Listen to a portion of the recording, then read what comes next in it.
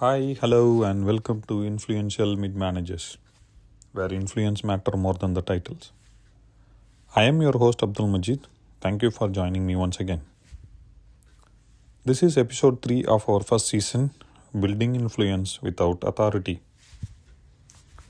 Each episode is a short leadership conversation, usually around 8 to 10 minutes. Something you can listen to during your drive to work, on your way back home, or whenever you have few minutes during the day. My goal is to keep this conversation simple, practical, and connected to the everyday challenges we face as mid managers. Throughout this season, we are exploring the everyday challenges faced by mid managers and how they can build influence through trust, communication, and the way they lead people, even when they don't have complete authority. If you are joining us for the first time, I recommend listening to episodes 1 and 2 as well. Each episode is connected and together they follow the journey of a mid manager, learning how to build influence without depending only on authority. You can find the links to the previous episodes in the description. Now, building trust is an important beginning. But trust alone does not always mean that people will speak openly. They may have concerns but remain silent. They may have a different opinion but choose not to share it. They may notice a risk but wait for someone else to raise it. And sometimes, by the time the issue comes out, it may already be too late. So, today's question is, why don't people speak up, even when they have something important to say? Let's talk about it. Before we continue, here is today's mid-manager perspective. A mid-manager is not only responsible for making decisions. A good mid-manager also creates an environment where people feel comfortable sharing their ideas, raising concerns, asking questions, and even disagreeing respectfully. Because sometimes the biggest risk in a project is not a wrong decision. It is an important concern that nobody was willing to raise. Before we move into today's workplace situation, I would like to introduce you to someone. His name is Ahmed. Ahmed is a fictional character, but the situation he experienced are very real. He represents many mid-managers working in different industries: project managers, engineering managers, operations managers, IT managers, team leaders, and many others who lead from the middle. Throughout this season, we will follow Ahmed's journey. In every episode, Ahmed will face a new leadership challenge. Some situation may feel familiar. You may have experienced them yourself, or you may know another manager who has experienced it. And as Ahmed learns, perhaps we can reflect on our own leadership journey as well. So let's see what Ahmed is facing today. After reflecting on the lessons from our previous episodes, he started making few changes. He listened more, he interrupted less, he became more approachable, he appreciated the efforts of his team. Slowly, his relationship with the team improved. People started trusting him more. But during one of his weekly project meetings, something happened. Ahmed was reviewing the project schedule. The project had an important delivery coming up. Before closing the meeting, Ahmed asked, "Does anyone have any concern?" The room was silent. Nobody said anything. A few people nodded. Everyone seemed comfortable with the plan. So Ahmed closed the meeting. 3 days later, he received an unexpected update. One of the important materials might not arrive on time. The delay could affect the project schedule. Ahmed was surprised. He asked the team, "When did we know about this risk?" One of the engineers replied, "We had some concerns last week, but we were not sure." Another team member said, "We thought the supplier might manage it." Ahmed became frustrated. He asked, "Why did not anyone mention this during the meeting?" Nobody answered. The room became silent again. Have you ever experienced something similar? You conduct a meeting, you ask whether there are any concerns. Nobody says anything, but a few days later, you discover that people already know there could be a problem. As managers, our first reaction may be, why did not they tell me? Or why did not they speak up? This is a fair question, isn't it? But Ahmed decided to ask himself another question. Did I create an environment where people felt comfortable speaking openly? And that question changed the way he looked at the situation. People don't always remain silent because they have nothing to say. Sometimes they are thinking, what if I'm wrong? Will my manager take this seriously? Will people think I'm being negative? Will I be blamed for bringing up the problem? Has the decision already been made? Or sometimes they may simply think there is no point. Nobody will listen anyway. As managers, we may believe that asking any concerns is enough, but it may not be. People speak openly when they feel that their opinions will be heard and that they will be treated with respect. Over the years, I have noticed something interesting in project meetings. Many project problems are not completely unknown. Someone may have noticed an early warning, someone may have had a concern, someone may have felt that the plan was too optimistic. But sometimes that concern was never discussed openly. Maybe the person was not confident. Maybe they did not want to challenge a senior person. Or maybe they have raised concerns in the past but nobody listened. This made me realize something. As managers, our job is not only to ask for updates.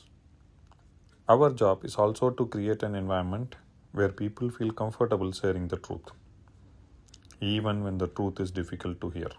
Because hearing a concern early may be uncomfortable, but discovering the problem too late can be much more difficult. One of the important lessons from leadership coaching is the value of being curious. Managers are often expected to have answers. So naturally, we may spend more time speaking, giving instruction, or explaining our own views. But influential managers also know how to ask good questions. And more importantly, they know how to listen. Instead of asking, is everything okay? We can ask, what concerns do you have about this plan? Instead of asking, does everyone agree? We can ask, what could we be missing? Instead of asking any questions, we can ask, what part of this plan needs more discussion? The quality of the question can change the quality of the conversation. And sometimes, one good question can bring out an important concern that might otherwise remain hidden. Imagine two managers conducting the same meeting. The first manager presents the plan and says, this looks like a good plan. Everyone agrees, right? People look around. Nobody wants to be the first person to disagree. So everyone remains silent. The manager assumes that the team agrees. Now imagine another manager. After presenting the plan, the manager says, before we move forward, I would like to hear your concerns. Then the manager asks, if this plan does not work, what do you think could be the reason? The team starts thinking. One person raises a concern about the schedule. Another person mentions a possible supplier delay. Someone else identifies a technical risk. The plan may be the same, the team may be the same, but the conversation is different. Why? Because the manager asked a better question and showed that different opinions were welcome. Here are 3 simple things we can try as managers. First, ask better questions. Instead of asking any concerns, try asking what risk should we discuss before we move forward. Instead of asking does everyone agree, try asking does anyone see this differently. Good questions help people think, and when people think openly, the quality of our decision improves. Second, respond well when people speak. Imagine that someone raises a concern. If our first response is, "Why are you always negative?" or "We have already decided this," what will happen next time? They may remain silent. Even when you don't agree with someone's concerns, we can say, "Thank you for raising that. Can you explain a little bit more? What impact do you think this could have?" People remember how managers respond. If we react with curiosity, people are more likely to speak again. If we react with anger or defensiveness, they may think twice before speaking next time. Third, give people time to think. Sometimes we ask a question, wait for 2 seconds, and then answer it ourselves. Silence can feel uncomfortable, but people may simply need to think. Ask the question, wait, look around the room, give people a few seconds. Don't rush to fill the silence. Sometimes the most useful answer comes after the pause. For a mid manager, open communication is very important. We receive expectation from senior management, we work with customers and stakeholders, and we depend on our team for information from the ground. If people don't feel comfortable sharing concerns, we may make decisions without seeing the complete picture. Influence does not mean that everyone agrees with us. Influence means people trust us enough to tell us what they really think, even when they disagree, even when the message is difficult, and even when the answer is not what we hope to hear. Before we close, I would like to leave you with 3 simple reflections. The next time your team is silent, don't immediately assume that everyone agrees. Ask yourself, have I made it easy for people to share a different opinion? When someone raises a concern, pay attention to your first response. Your reaction today may decide whether they will speak up again tomorrow. And finally, don't ask questions only to confirm what you have already believed. Ask questions because you are genuinely interested in what others may see differently. Here is this week's leadership reflection. People don't speak only because they are invited. They speak when they believe they will be heard. Think about that during your next team meeting. As we come to the end of today's episode, I would like to leave you with one final thought. A quiet meeting does not always mean everyone agrees. Sometimes it means people are still thinking. Sometimes it means they are unsure. And sometimes it means they don't feel comfortable speaking. As managers, we cannot force people to speak. But we can create an environment where speaking feels safe. We can ask better questions. We can listen without interrupting. We can welcome different opinions. And we can respond with respect, even when we disagree. Because influence is not about being the loudest person in the room. Sometimes influence is about helping others to find the confidence to use their voice.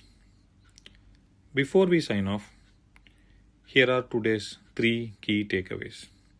Number 1, a silent team does not always mean an agreeing team. Number 2, better questions can lead to better conversation and better decisions.